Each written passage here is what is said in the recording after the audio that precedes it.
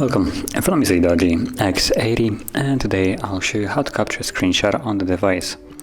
So to get started, let's open up content that you want to capture, which I'm going to use settings as an example.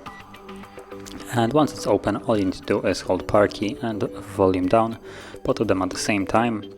You'll get the animation, and then it kind of disappears, and that's about it. Now the screenshot has been captured.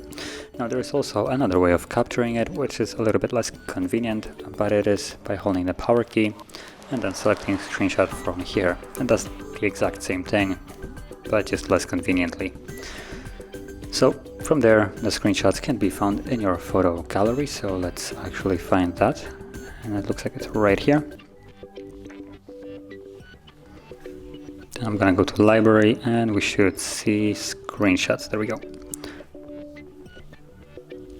And as you can see, there are the two screenshots that I have captured.